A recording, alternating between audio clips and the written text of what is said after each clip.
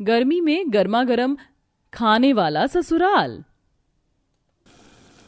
चिलचिलाती धूप थी रसोई की खिड़की के बाहर और बहू रोटी सेकते हुए पसीने में तर थी। तभी अपने पल्लू से पसीना पोंछकर, बाप रे बाप, खाना बना बना कर मैं परेशान हो चुकी हूँ। इतनी गर्मी लग रही है, मन तो आ रहा है खाना पीना छोड़कर सबसे पहले नहा लूं। हे भगवान, मेरी सब्जी की तरी कम हो गई। इस तरफ तो ध्यान ही नहीं दिया, गैस पर जलते जलते कम हो गई। अरे बहू, खाना आज की तारीख में खिला देगी ना, या फिर पंडित जी को बुलाकर मुहूर्त निकलवाएं? बस बस आई माँ जी। ईशा गर्मा गर्म रोटी और सब्जी डाइनिंग टेबल पर ले जाती है और सास ससुर को परोस देती है। आहा, अरे गर्मा गर्म खाना खाकर तो मजा आता है, उसकी क्या ही तुलना करूं। गरम गरम रोटी और लेकर आ खत्म हो गई है, और हाँ ये दाल ठंडी होगी, इसे और गरम करके लिया। माँ जी, इतनी गर्मी में आप दोबारा से दाल गर्म क्यों करवा रही हैं? इतनी गर्मी में गरम गरम खाना अच्छा लगता है क्या? और अभी 5 मिनट पहले ही तो सब्जी गर्म करके लाई थी। तो देख बहू, सर्दी हो या गर्मी, हमें तो गरम गरम खाना ही पसंद है। दाल को दोबारा गरम करके लिया, वरना मेरे गले से नीचे नहीं उतरेगी। माँ, सिर्फ आप ही नहीं, हम में से वैसे कोई भी ठंडा खाना निगल नहीं पाता।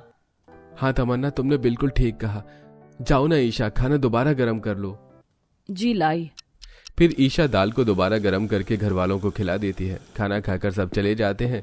फिर वो सारे झूठे बर्तन इकट्ठा करके गर्मी में रसोई में बर्तन साफ कर रही होती है।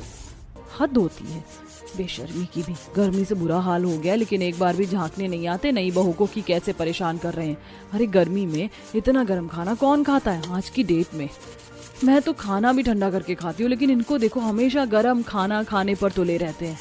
उफ, ये पसीना, ऐसा लग रहा है मैं पानी से नहीं रोज पसीने से नहाती हूँ। तभी नंद आती है।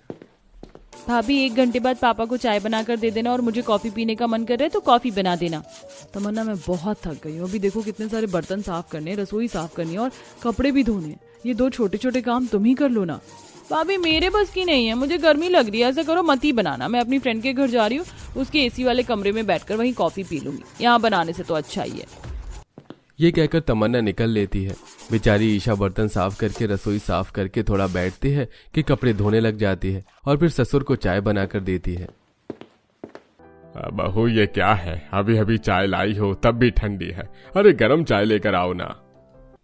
भगवान जाने इतनी गर्मी में कोई गरम गरम चाय कैसे पी सकता है। मेरे तो देखते ही घिन चढ़ती है, इसीलिए सुबह सुबह चाय की जगह जूस पीती हूँ। जी पापा जी, मैं दोबारा चाय लेकर आती हूँ। फिर ईशा दोबारा चाय गर्म करके ससुर को देती है और कपड़े सुखाकर आती है। इतने में सास, बहू, तेरे कपड़ों का काम हो जाए ना तो शाम की झाड़ू लगाने के बाद खाने की तैयारी कर लेना, और हाँ, आलू टमाटर की सब्जी और गर्मा गर्म पराठे बना देना। जी माँ जी, बना दूंगी। ठंडा खाना तो वैसे भी आप लोगों के गले से नीचे उतरता ही नहीं है।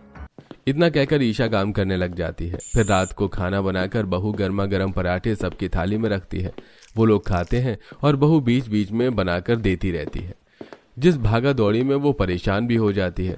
उसका गर्म पराठे से हाथ भी जल जाता है, और गर्मी तो अव्वल दर्जे की होती है। बेचारी अब मुंह धोकर खाना बना रही थी। माँ जी, पापा जी, तमन्ना, आप सबने खाना खा लिया या और पराठे लाऊं? खा लिया बहू हम सबने, अब तू अपने लिए बना ले। ईशा अपने लिए खाना बनाकर चकला वेलन सिंक में डाल देती है। इतने में पति, ईशा मुझे 2 पराठे और दे दो, और भूख लग रही है। ये लीजिए, ये खा लीजिए। अरे ये कितना ठंडा पराठा है, मजा भी नहीं आएगा। आलू की सब्जी के साथ खाने में गर्मा गर्म पराठा फुलाकर करारा करना और फिर फोड़ कर देना, तब अच्छा लगता है। हाँ भाभी, ऐसा खाना खाना तो मुझे भी बहुत पसंद है, आप मेरे लिए भी बना दो। बहू, मुझे भी बना दे एक। अरे पागल हो क्या आप लोग? अभी आप सबसे पूछ कर गई थी कि आप लोगों को खाना है या नहीं। मैं कैसे गर्मी में परेशान होकर खाना बना रही हूँ, आपने फिर मांग लिया। ऊपर से ठंडा गर्म खाने के नखरे नहीं खत्म होते। अब सिंक में से चकला बेलन साफ करूंगी, तब जाकर बनाऊंगी, इंतजार कर लो। ईशा, खाना ही तो मांग रहे हैं, धन दौलत थोड़े मांग रहे हैं जो तुम इतना फ्रस्ट्रेटेड हो रही हो। हाँ, हो रही हूँ फ्रस्ट्रेट में, और कुछ? बहू, तो हम सबके सामने अशोक से कैसे बात कर रही है? वैसे ही जैसे करनी चाहिए। देखिए मेरी हालत पसीने में कितनी भीगी हुई है, पर आप लोगों को फर्क नहीं पड़ रहा। बहू गरम गरम खाना बनाकर डाइनिंग टेबल पर रख कर जा रही है, फिर भी आप लोगों का पेट नहीं पूरा हो रहा। भाभी, आप बहुत ज्यादा ओवर रिएक्ट कर रही हो। आप किसी ससुराल की पहली बहू नहीं हो जो गरम गरम खाना बनाकर दे रही हो। ये हर घर की बहुएं करती हैं। हाँ, और एक दिन तुम भी करोगी, तब तुम्हें मेरी कंडीशन समझ आएगी। ईशा गुस्से से वहां से चली जाती है। फिर रसोई में चकला बेलन साफ करके दोबारा ससुराल वालों को पराठे बनाकर खिला देती है। फिर ईशा भी अपने कमरे में आराम करती है। ससुराल वालों से इतना परेशान नहीं थी जितना गर्मी के आने के बाद वो परेशान होने लगी थी। ऊपर से कमरे में एक कूलर नहीं था, दूसरा रसोई में भी चारों टाइम अलग अलग गर्मा गर्म खाना बनाकर वो गर्मी में भट्टे की तरह झुलस जाती थी। वहां पर भी एग्जॉस्ट फैन नहीं था जो रसोई की गर्मी को बाहर निकाल सके। एक दिन कमरे में बहुत हो गया, उस दिन की लड़ाई के लिए इन लोगों ने मुझे कितना सुनाया। अब मैं इन लोगों को ऐसा गर्म खाना दूंगी ना कि ठंडा खाना क्या होता है ये भी भूल जाएंगे। भूल नहीं सकती मैं वो दिन भी जब मैंने उनसे एग्जॉस्ट फैन लगवाने को कहा था। अशोक, बहुत गर्मी लगती है, एग्जॉस्ट फैन और पंखा भी नहीं है। थोड़ा तो मेरे बारे में सोचो। इस घर में शादी करके आए हुए मुझे 2 महीने हो गए। मैंने ये भी मंजूर कर लिया कि घर वालों को ताज़ा ताज़ा चारों टाइम खाना खिलाना है, लेकिन मेरी परेशानी का क्या? देखो ईशा, बजट देखकर बात करूंगा। या तो अपने कमरे में कूलर लगवाओ, एसी की तो अभी औकात नहीं है, या फिर रसोई में एग्जॉस्ट फैन लगवा लो। कोई जरूरत नहीं है कुछ भी लगवाने की। घर में फ्री के पैसे नहीं आ रहे हैं जो इन चीजों में फूका जाए। जो जैसे चल रहा है वैसे ही चलेगा। लेकिन माँ जी, गर्मी। मुझे कुछ नहीं सुनना। जब से लेकर अभी तक ये लोग ऐसे ही अपना हुक्म मेरे ऊपर चला रहे हैं। अब मैं इन्हें बताऊंगी। ईशा रसोई में जा रही होती है कि ससुर मैंगो जूस मांगता है, जिसे ईशा कढ़ाई में गर्म कर सबको गिलास में भरकर दे देती है। वो जैसे ही पीते हैं सबका मुंह जल जाता है। भाभी, ये मैंगो शेक। आहा, बहू ये क्या बदतमीजी है। इतना गर्मा गर्म मैंगो शेक कौन लेकर आता है? ये तो ठंडा होता है ना। बहू, तेरा दिमाग खराब हो गया, तूने हम सबका मुंह जलवा दिया। अच्छा, उसके बाद भी आप सबकी जुबान सही चल रही है? जलने के बाद भी कुछ असर नहीं हुआ? और वैसे भी मैंने जूस को गर्म करके गलत ही क्या किया? आप लोग ही तो कहते हो हम चारों टाइम गर्मा गर्म ताजा खाना खाते हैं, तो बस मैंगो शेक को भी मैं गर्म करके ले आई। भाभी, क्या हो गया आपको? जाओ ठंडा मैंगो शेक लेकर आओ।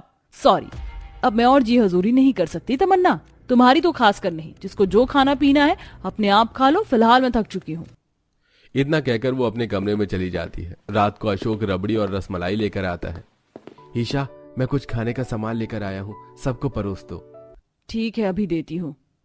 ईशा रबड़ी और रसमलाई को जानबूझकर अलग अलग गर्म करके अपने घर वालों को दे देती है। अब जैसे ही इसे खाते हैं तो सबसे पहले सुमन का मुंह जलता है।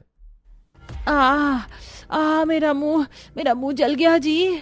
बहू, रबड़ी में से इतना धुआं क्यों उठ रहा है? और रसमलाई भी गर्म कर दी। तुम्हारा दिमाग खराब है क्या? ये चीज ठंडी होती है, ठंडी खाई जाती है। मैंने जो आपको थोड़ी देर पहले बोला था, अभी भी मैं वही कहूंगी कि आप लोगों को तो गर्मा गर्म खाना पसंद है ना। ये लीजिए खौलता हुआ सूप, आज डिनर में यही है। मैं फूंक भी नहीं मारूंगी। गर्मी में आपको गर्म खाना बहुत पसंद है ना, इसीलिए मैंने बिल्कुल भी ठंडा नहीं होने दिया, गैस पर उबाल दिया है बिल्कुल। और एक कटोरी ये लेकर आई हूँ पापा जी। कीजिए आज मैं अपने हाथ से आप सबको गर्मा गर्म सूप पिलाऊंगी। ईशा, तुम्हारा दिमाग खराब हो गया है क्या? ये तुम क्या कर रही हो? अरे आपको तो मैंने पूछा ही नहीं। आप मुंह खोले, मैं आपको गर्मा गर्म खौलता हुआ उबला हुआ सूप पिलाती हूँ। ये सुनते ही अशोक उसके हाथ की सूप की कटोरी फेंक देता है। आज तो हद ही कर दी तुमने ईशा।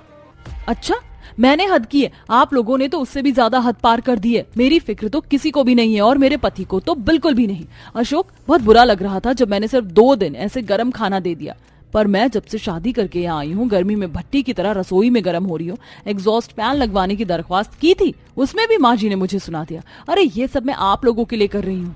वो तो शुक्र है कि मैं अभी तक बेहोश नहीं हुई। अरे चारों टाइम गर्मी में खाना बना कर देना मजाक है क्या? अपनी बेटी को रसोई में खड़ा करके देखो एक बार, तब पता चलेगा। माँ, सच में रसोई में बहुत गर्मी है। ये तो भाभी हैं कि इतनी गर्मी में पसीने में काम करके हमें गरम गरम खाना खिलाती हैं। बहू, हमसे गलती हो गई, हमें माफ कर दे। हम तेरी हालत को समझना चाहिए था। अब रसोई में एग्जॉस्ट फैन भी लग जाएगा और फैन भी। और मैं कमरे में कूलर लगवा दूंगा। और भाभी, मैं खाना बनाने में आपकी मदद भी करवा दूंगी। काश ये सब बिना किए आप लोग समझ जाते तो मुझे इतना सहना नहीं पड़ता। इस तरह रसोई और कमरे में कूलर पंखा लग जाता है, जिससे ईशा को खाना बनाने में कम गर्मी लगती है और घर वाले भी अब बिना नखरे किए खुशी से खाना खाने लगते हैं। सूरज की चिलचिलाती धूप थी। गर्मी से सुलोचना परेशान होकर घर के बाहर हैंडपंप चलाती है। ठंडे पानी से हाथ मुंह धोकर एक गीले कपड़े को अपने सर पर रखकर कमरे में बैठ जाती है। बाप रे बाप, अप्रैल में इतनी गर्मी है तो मई जून में कितनी गर्मी होगी। मैं तो भट्टी की तरह तप रही हूँ अपने ही घर में।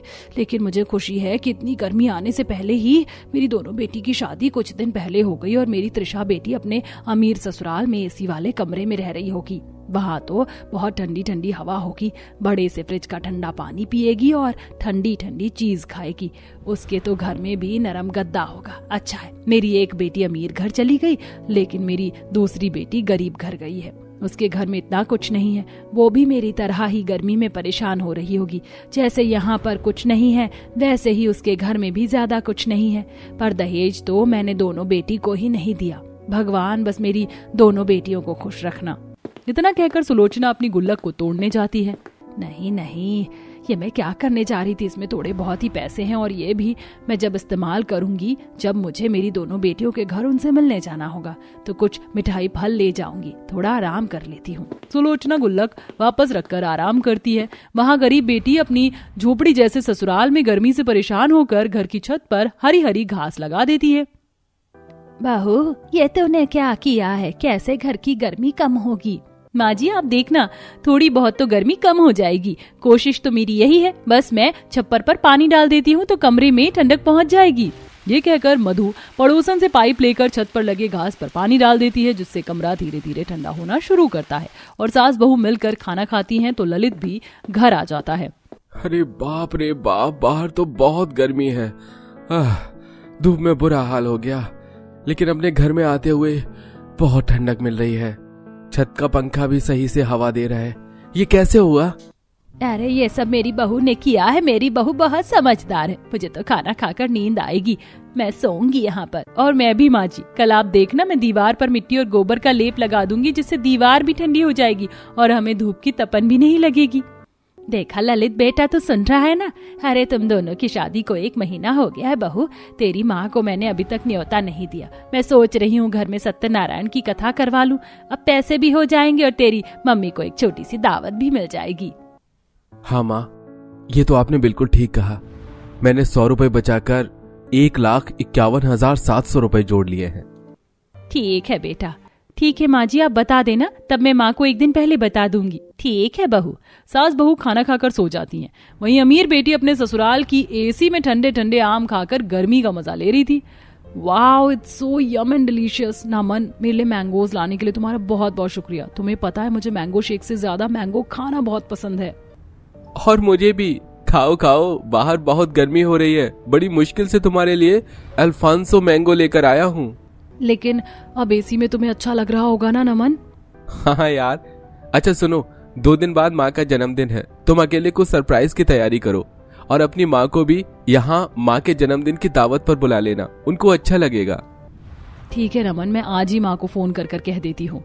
त्रिशा अपनी माँ को फोन करके सास के जन्मदिन की दावत का न्योता देती है। वहीं मधु भी सुलोचना को फोन करती है। नमस्ते माँ, कैसी हो? मुझे आपकी बहुत याद आ रही थी, इसीलिए आपको मुझसे मिलने आना पड़ेगा। खुश रह मेरी बच्ची, मुझे भी तेरी बहुत याद आ रही है। मिलना है तो मिल जाऊंगी। हाँ मिलना, लेकिन 2 दिन बाद मेरे ससुराल आकर। वो क्या है ना माँ, आप तो जानती हैं पैसों की थोड़ी दिक्कत है। शादी के बाद माँ जी ने सत्यनारायण की कथा घर में करवाई नहीं थी, तो 2 दिन बाद वो कथा करवा रही हैं, छोटी सी। आपके लिए दावत भी है और हम दोनों का मिलना भी हो जाएगा।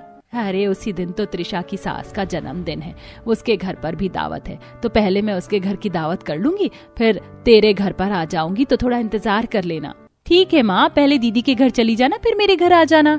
यह सुनकर सुलोचना फोन रख देती है। 2 दिन बाद सुलोचना गुल्लक के पैसों से 2 जगह सस्ती मिठाई करवाकर गर्मी में पैदल पैदल चलकर ही सुलोचना त्रिशा के ससुराल पहुंच जाती है और उसे देखते ही गले लगा लेती है। तो पसीने की बदबू से परेशान होकर त्रिशा माँ को धक्का दे देती है। जी माँ, ये सब क्या है? बाहर की गर्मी से आते ही मुझे चिपकना जरूरी था। इतनी बदबू आ रही है, दूर रहो मुझसे। माफ करना बेटी, तेरी इतनी याद आ रही थी कि तुझे देखकर मैं बौखला गई। बहुत गर्मी हो रही है, जरा कुछ ठंडा पिला दे। हाँ मेरे अमीर ससुराल, तुम इसीलिए तो आई हो कि यहाँ आकर खाओगी पियोगी। अच्छा, चुपचाप से यहीं बैठ जाओ, अभी मैं काम कर रही हूँ। ये लो, ये रहा जग का पानी, पी लो। त्रिशा सादा पानी ही माँ को पिलाकर काम में व्यस्त हो जाती है। ठीक से अपनी माँ से बात भी नहीं करती। हॉल में नौकर सजावट कर रहे थे, जिस वजह से पंखा एसी बंद था। माँ को बहुत पसीने आने लगते हैं। त्रिशा बेटी, बहुत गर्मी लग रही है, मुझे अपने कमरे में ही बिठा दे, इसी बहाने तेरा कमरा भी देख लूंगी और वहां एसी चलता है ना। अरे माँ, तुमसे चैन से बैठा नहीं जा रहा है क्या? पता है ना आज मेरी सास का जन्मदिन है, मैं तैयारी नहीं करूं? और मेरे कमरे में जाने की कोई जरूरत नहीं है, चुपचाप यहीं बैठो। अच्छा ठीक है, जल्दी काम खत्म कर ले, मुझे तुझसे बहुत सारी बातें करनी है। सुलोचना बेटी का इंतजार करती है। बेटी सास के साथ बातें करती है तो कभी काम करने में बिजी होती है और रसोई में अपनी सास के लिए ठंडी ठंडी कुल्फी को टूटी फ्रूटी से सजा रही होती है। और पानी पीने के लिए सुलोचना रसोई में आती है और अपनी बेटी को आइसक्रीम बनाता हुआ देख लेती है। वह रसोई से बाहर जाती है तो सुलोचना खुद ही थोड़ा सा खा लेती है। वाह, ये तो मेरी बेटी ने बहुत अच्छा बनाया है। बेचारी इतनी काम में व्यस्त है कि मुझे देना ही भूल गई। कोई बात नहीं, मैंने अपने आप ले लिया। माँ, तुम्हारी हिम्मत कैसे हुई रसोई में आकर बिना पूछे मेरी सास की कुल्फी खाने की? ये मैंने उनको सरप्राइज देने के लिए बनाया था और तुमने झूठा कर दिया। इसीलिए तो मैं तुम्हें अपने एसी वाले कमरे में नहीं जाने दे रही थी, वहां पर भी गड़बड़ कर देती तो। तुम लायक नहीं हो अपनी अमीर बेटी के ससुराल में आने की। अब दावत करने से पहले चली जाओ यहाँ से, क्योंकि मैं तुमसे ठीक से बात नहीं कर पाऊंगी। दोबारा मेहनत करनी पड़ेगी अब। त्रिशा, मुझे तो लगा था तू मेरे साथ बहुत सारी बातें करेगी, पर तू तो शादी के बाद बहुत बदल गई है। तेरे लिए मिठाई लाई थी, तू तो ये भी नहीं लेगी, सस्ती मिठाई जो है। ठीक है, तेरी सास का जन्मदिन तुझे मुबारक हो, मैं चलती हूँ। सुलोचना रोते रोते वहां से निकलकर अपनी गरीब बेटी के घर पहुंच जाती है। उसे देखते ही पसीने में भी मधु गले लगा लेती है। माँ तुम आ गई। तुम्हें पता है मैं कब से तुम्हारा इंतजार कर रही थी, बहुत याद आ रही थी। अब मैं आपको यहाँ से 2 दिन से पहले तो बिल्कुल नहीं जाने दूंगी। बिल्कुल सही कह रही बहन जी आपकी बेटी। आइए अंदर बैठ जाइए, पंखा चल रहा है। जी मधु, तुम मुझसे चिपक मत, मैं गर्मी में पसीने में भीगी हुई हूँ ना। तो क्या हुआ, पसीना ही तो है, कोई गोबर थोड़ी है जो आप मुझे इस तरीके से कह रही हैं। ये सुन सुलोचना को अच्छा लगता है और त्रिशा का बुरा व्यवहार याद आ जाता है। वहीं मधु अपनी माँ को कमरे में अच्छे से बिठाती है, पंखा चलाती है कि थोड़ी देर में लाइट चली जाती है। ओहो, इस लाइट को भी अभी जाना था। ये नहीं माँ, गर्मी में अभी आई हैं तो कुछ देर चल लूं। कोई बात नहीं माँ, अभी पंडित जी को आने में टाइम है। चलो बाहर आम के पेड़ की छांव के नीचे बैठ जाओ, बहुत ठंडी हवा लगती है उसके नीचे। ठीक है। मधु आंगन में आम के पेड़ के नीचे खटोला बिछा देती है, फिर नलका चलाकर ठंडे पानी से अपनी माँ के हाथ पैर धुलवा देती है और ठंडे पानी की तौलिया भी सर पर रखवा कर खटोले पर बिठा देती है। अब बताओ माँ, आपको कैसा लग रहा है? क्या बोलूं, तूने तो मेरी गर्मी की सारी थकान ही उतार दी। बहुत अच्छा लग रहा है। अरे माँ देखो, मेरे ससुराल के आंगन में आम का पेड़ भी है। मैं आपके लिए ताजे ताजे आम काट कर लाती हूँ और इसका हाथ से गूदा निकाल कर जूस भी बनाती हूँ। देखा बहन जी, आपकी बच्ची दिन रात गर्मी मिटाने में लगी रहती। कभी छप्पर पर हरी घास डाल देती है तो कभी घर में लिपाई कर देती है और कभी कभी तो सत्तू भी बना देती है। क्या बताऊं अंजना जी, मेरी छोटी बेटी ऐसी ही है। एक बड़ी बेटी है जिसने कुछ नहीं। तभी मधु अपनी माँ को आम काट कर खिलाती है और आम का जूस भी देती है, साथ में हाथ पंखे से हवा भी करती है और काफी देर बात करके अपनी माँ का गर्मी से ध्यान भी हटा देती है। इतने में पंडित जी आ जाते हैं। फिर घर में सत्यनारायण की कथा हो जाती है, लाइट भी आ जाती है और मधु अपनी माँ को बड़े प्यार से दावत भी करा देती है। ये सब देखते ही सुलोचना की आंखों में आंसू आ जाते हैं। माँ क्या हुआ, आंखों में आंसू? दीदी ने कुछ कहा? कुछ नहीं, बस यही सोच रही हूँ, मेरी दोनों बेटी में इतना जमीन आसमान का फर्क कैसे हो सकता है। उसने तो ऐसी दावत की है कि मैं जिक्र भी नहीं करना चाहती हूँ। ये सुनते ही मधु अपनी माँ को गले लगा लेती है, क्योंकि अपनी बड़ी बहन का स्वभाव वह अच्छे से जानती थी। फिर 2 दिन मधु अपनी माँ को अपने पास रख अच्छे से सेवा कर घर भेज देती है। अर्थात अमीर बेटी ने सारी सुख सुविधा होने के बावजूद भी अपनी माँ का ख्याल नहीं रखा। वहीं कम साधन में भी गरीब बेटी ने अपनी माँ का खूब ख्याल रखा और वह प्यार और सुकून दिया जो पैसे भी नहीं दे सकते थे।